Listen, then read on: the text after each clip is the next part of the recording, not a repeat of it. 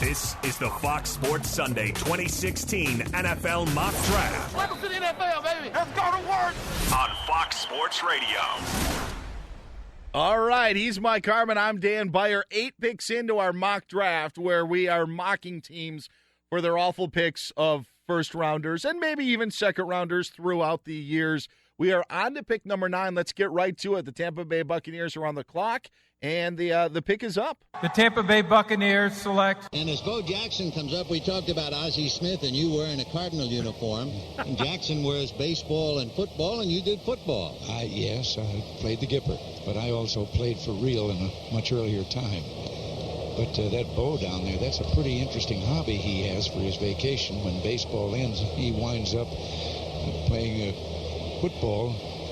I don't know if there's ever been anyone doing it. Hey, he's remarkable, and look at that one. Bo Jackson says hello.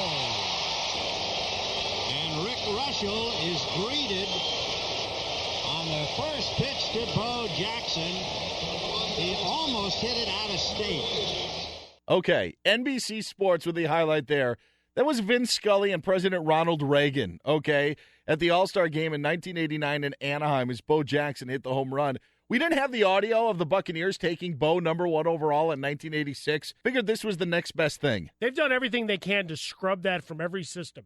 It's like we've mourned the loss of the musical genius of Prince this past week. He was very litigious. If there was something that got out on the internet he didn't want you to see, his team was on and it was scrubbed. It seems like the Buccaneers want to do everything they can to make you forget that this ever occurred. Bo Jackson was apparently mad at the Buccaneers because he became ineligible to play baseball in the SEC because of an NCAA rules violation for taking a private jet to work out with the Buccaneers. Had some sore feelings over that, feeling that they were trying to derail his baseball career. So he said, I'm just going to play baseball. Raiders ended up taking him in the 4th round of that later, but Bo Jackson said, nope.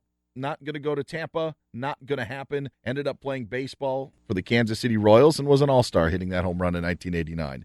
I also just love President Ronald Reagan and Vin Scully talking in the booth. Well, it's always good to get more stories from Vin Scully because that's what we're doing here in 2016 as well. He's emptying all chambers. We had rattlesnake stories. We had the Illuminati and the number 13 on the dollar bill, and just go on down the line. He's just emptying it all. We had a 40-year-old reading of a grocery list that became a trending item, for crying out loud. How about we just let him do the draft this week?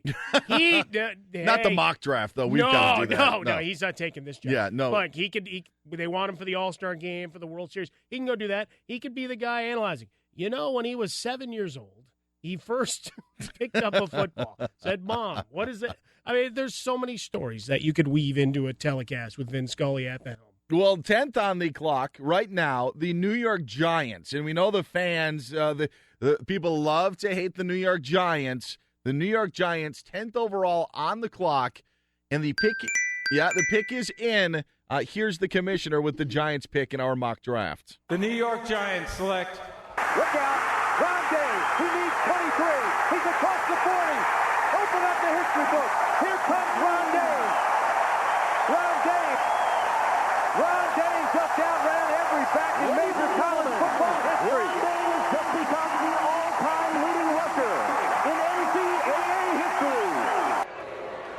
One of my classmates and the Giants fans are not happy. No. Ron Dane going 10th overall, the Heisman Trophy winner, left college football as the NCAA's all-time leading rusher, as you heard on the highlight there from ABC, but did not get the production the Giants were hoping for in the NFL. Never ran for over 1,000 yards in his career. In fact, never topped 800.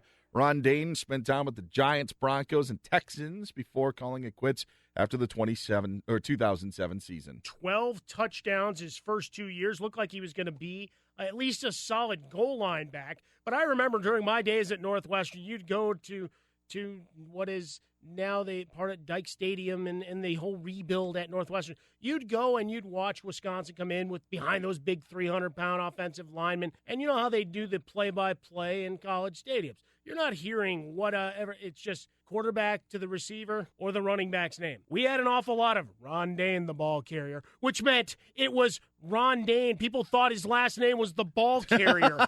You heard it so often. Churning first down after first down after first down. It's like, will this guy go away? Will he? He was one of those, like, we talk about college basketball. It's like, how does this guy have another season of eligibility? So when Ron Dane was gone, I was like, good. Although they then still kept the 300-pound offensive lineman. Yes. Next man up. Yes, Ron Dane, a classmate of mine at the University of Wisconsin. I was a year ahead of Ron, but had a class. But Ron Dane, unfortunately, for the Giants, making our Fox Sports Sunday mock draft. Your Chicago Bears are on the clock, Mike Harmon, and the pick is in. The Chicago Bears select 1995, Rashawn Salam. 1998, Curtis Enos. 1999, Cade McNown. 2001, David Terrell. 2003, Michael Haynes. 2005, Cedric Benson. 2012, Shea McClellan. 2015, Kevin White. Okay, we made it. We had a little joke that we played on Mike Harmon, myself, and our executive producer, Ryan Music, naming all of the Bears picks, really, of the last 20 years that didn't pan out. We stopped at 8. Yeah, that's enough. I feel like a prize fighter that just got a nice combination and a big uppercut to finish it.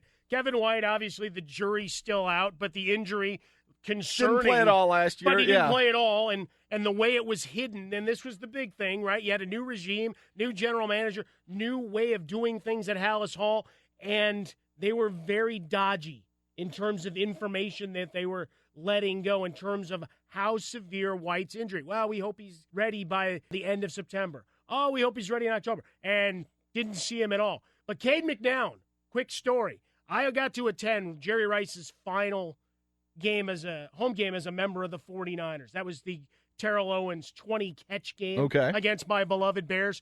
Cade McNown, he's the guy that sticks. We didn't get the ball past midfield. We didn't get the ball past midfield in an entire NFL game. I did get a cool flip book of the Joe Montana to Dwight Clark, the catch, and people didn't realize then how big eBay was going to be. I had like 40 of those. I made a mint. I paid for that ticket and many other tickets in the Bay Area for concerts and sports, but I will always cry. And I had a chance to tell Jerry Rice that at one point. He goes, yeah, T.O. had himself a game. I'm like, well, what about the other side? He goes, that was awful. I don't think I've ever seen anything like it.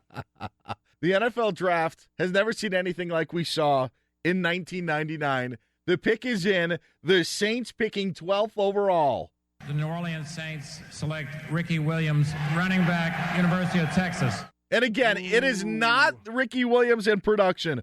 What it is what New Orleans Saints gave up to get the 5th overall pick to take Ricky Williams. Your former coach in Chicago, Mike Ditka, trading all of his draft picks to move from number 12 to number 5 in 1999 to get Ricky Williams. The Saints gave up the 1st overall pick, number 12 overall.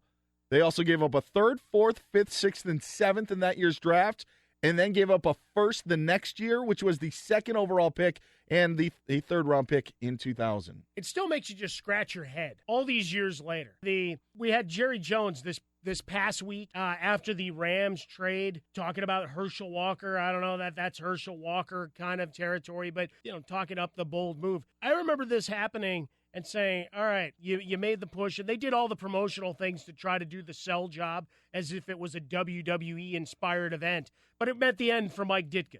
You gutted your draft classes going forward. Ricky Williams couldn't decide whether he wanted to play football or not. Face it, the team was garbage around him. Yep.